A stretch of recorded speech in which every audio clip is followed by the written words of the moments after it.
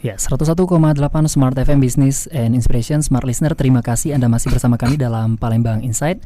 Edisi hari ini Rabu 5 Februari 2020. Dan untuk Anda yang ingin berpartisipasi, kami masih membuka line telepon di 0711360031 atau di via WhatsApp kami di 081178010118. Dan mungkin Pak Indrayadi di segmen pertama tadi ada salah satu penelpon, Pak Wahyu, yang cukup panjang ya memberikan saran. Ini nampaknya pengamat sepak bola ini, Bung Wira.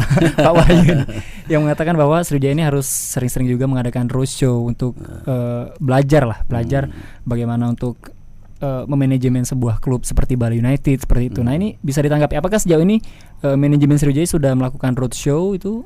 Bagaimana, Pak Indrayadi? Ya, terima kasih. Saran Pak Wahyu tadi bagus banget ya.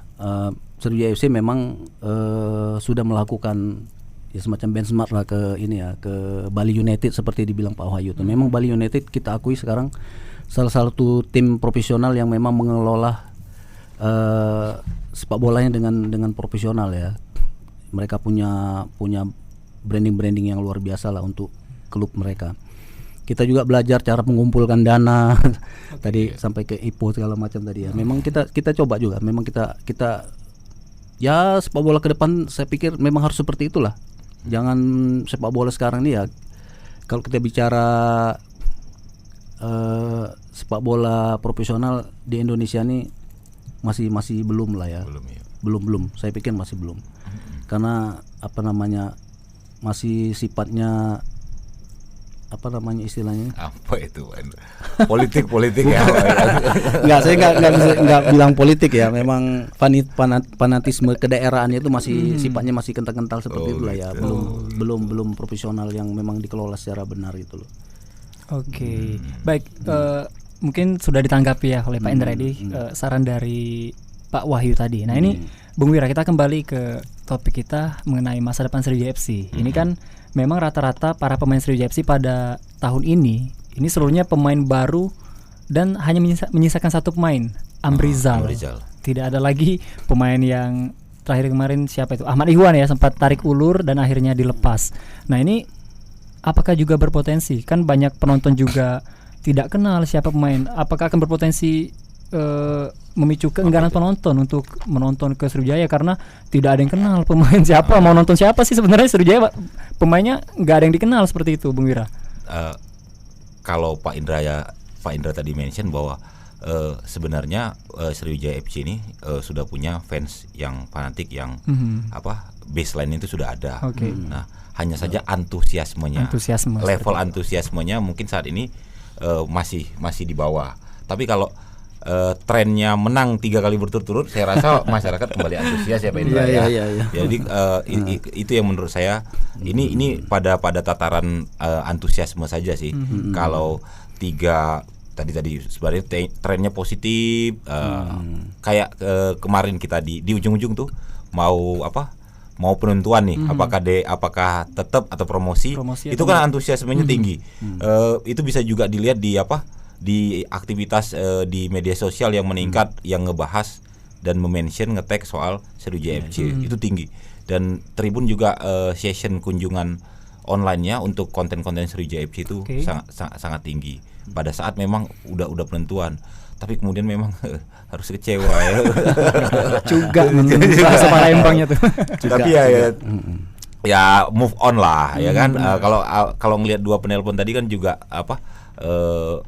suaranya itu positif ya Pak ya, bukan suara-suara yang betul. Bukan jadi memang itu tadi fanatisme penonton fanatik masih ada. Kalau menang terus pasti antusiasmenya makin tinggi. Itu Mas.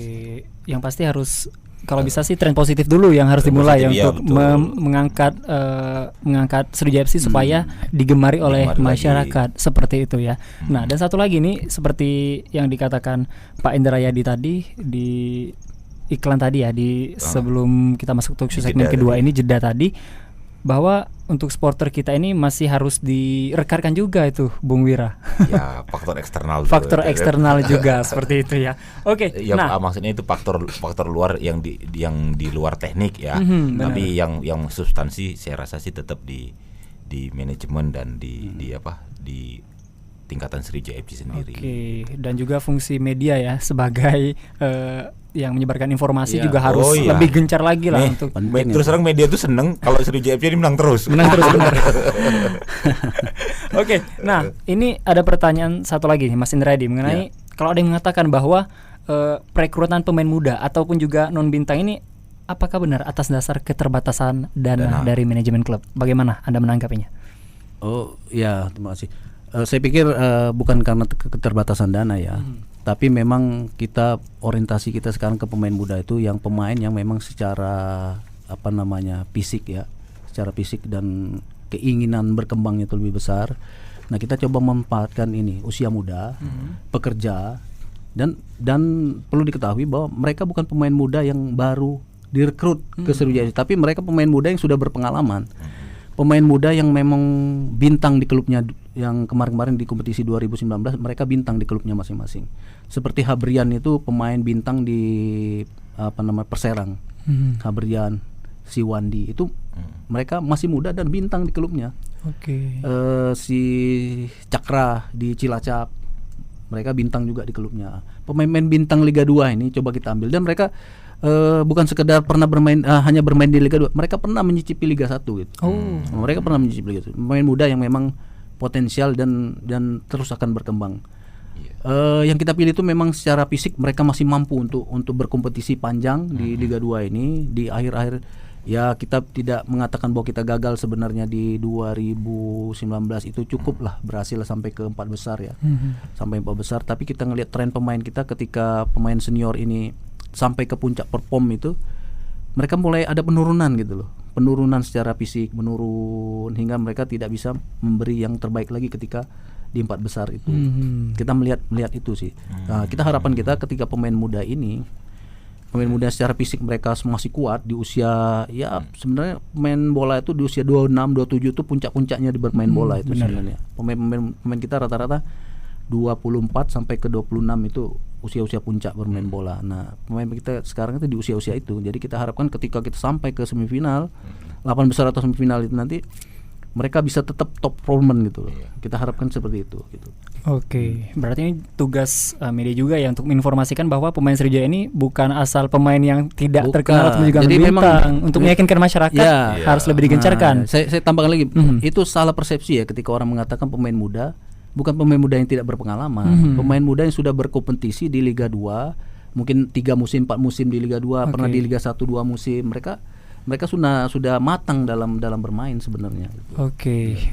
Baik, Bung Wira dan Pak Indradi, kita jeda dulu sebentar untuk segmen ketiga. Dan untuk smart listener, kami masih membuka sesi telepon. Silakan hubungi kami di via telepon di 0711360031 atau di via WhatsApp kami di 081178010018. Kami segera kembali.